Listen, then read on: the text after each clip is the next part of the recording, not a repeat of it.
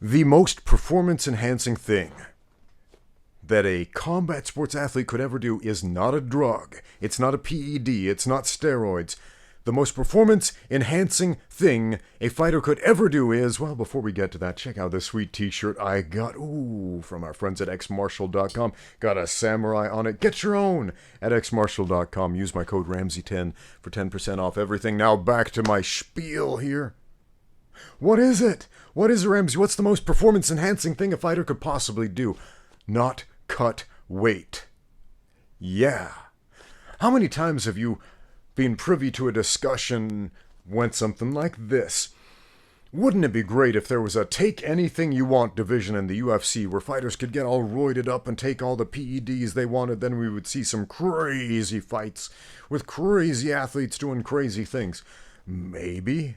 But you know what would be even more performance enhancing than that? Get rid of weigh-ins. Get rid of the weigh-ins. That is the most performance depleting thing that fighters do. Winning a fight, a professional fight, is not just about being a better athlete and a better technician and being more aggressive than the other guy. It is all of those things. All of those things matter, and they matter a great deal. But it's all of those things plus whoever is better at performing while being handicapped by the weight cut. And make no mistake, the weight cut handicaps you in a major way. How many times have you heard people say, oh man, as great as this fighter is in the cage, you should see him at the gym. He's on a whole nother level. And part of that is his home court advantage. He's training with some guys he knows, but a bigger part of the fact is he didn't cut weight in the gym. He's going in there fresh. He's performing at 100%. We don't see this in the UFC. These fighters are not performing at 100%. They are depleted. They are restoring themselves from a state of near death, and they have 24 hours to get back on track. That's not enough time. A lot of guys who weigh like $150, they look at a dude in the UFC lightweight division. Oh, he's 155 pounds. We're the same. You're not. You're not. That dude who fights at 155 pounds, who steps on the scale and for a couple of minutes weighs 155 pounds. It's entirely possible. Some of those dudes walk around about 200 pounds. Sometimes more. And they diet and they exercise and they do all that, but then they cut. What is cutting? It's losing water weight. It's shredding water weight, which robs your body of electrolytes, which, if you don't know, what do electrolytes do? They allow your nervous system to work normally. They allow your brain, your spine, and all the nerves in the muscles, etc. to operate normally. So when you say hand, open and close, it does it. But if the electrolytes are gone, what happens? You go into spasms and you get Charlie horses, and it's not good, especially not for athletic performance. And so if you cut a bunch of weight, even if you drink a bunch of water afterward, it's really damage control. You will be underperforming. If we got rid of weight cuts and simply had day of weigh-ins, where the fighters would step on the scale, let's say an hour before they got in the cage, I think that's perfectly reasonable, and a lot of people will argue, but if we did that, then you'd have to cancel some fights if the guys didn't make weight. Oh.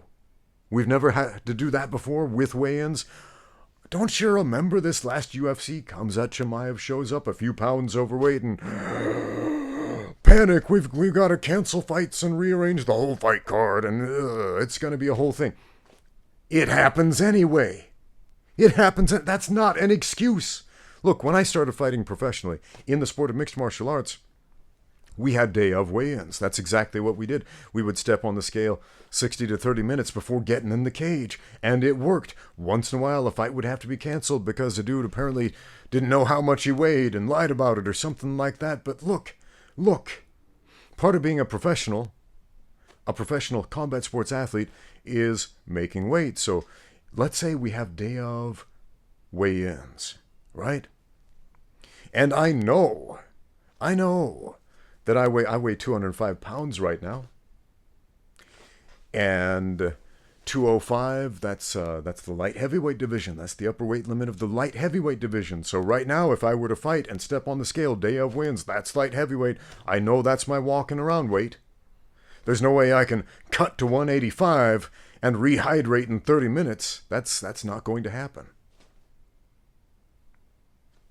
And so I would have to fight at 205. And so would everybody else. And so 205ers, instead of being these giant monsters cutting down who should really be heavyweights, something like that, man, we would see guys my size going at it who are more often than not seen in the welterweight division, fighting at 170, cutting down, chopping off like 30 pounds of water weight. And I've done that. That sucks. That sucks a lot. That takes a toll on the body. That shortens fighters' careers. That amplifies the possibility of concussion to an alarming degree. It's not good for the fighters. It's not good for athletes. Ultimately, it's not good for the sport. When we reduce the longevity of the fighters, it's not good for the sport. But Ramsey, what about ONE FC? They do it differently than the UFC. They've got to weigh in multiple times throughout the week to make sure that they're close to their walking around. But that's even worse. You know why? Because now we have guys doing multiple weight cuts. Multiple weight cuts.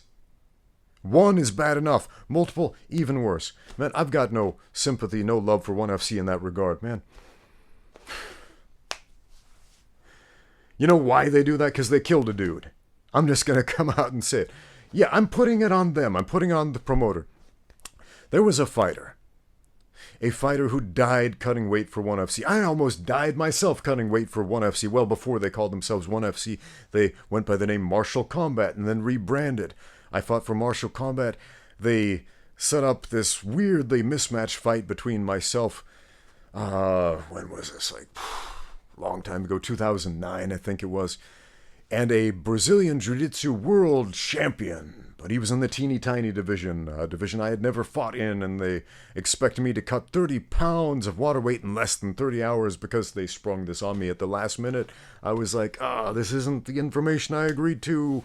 Well, you don't have a plane ticket out of Singapore unless you do it. Tough. And so I had to. The real fight was cutting all the weight. Man, I'm not going to tell that whole sob story again. I made a couple of videos about it. The fight sucked. Everything about it sucked. I didn't feel right for months afterward. Cutting weight sucks. Every fighter knows this. Every fighter knows this. And every fighter knows, whether you will admit it or not, you would be better off without the weight cut. The fights would look better. They would be more entertaining. They would be more explosive. They would be more athletic. They would be more amazing without the weight cut. Your careers would last longer without the weight cuts. There is no excuse for it. Let's get rid of weight cuts yesterday. Thanks for watching. Now get out there and train.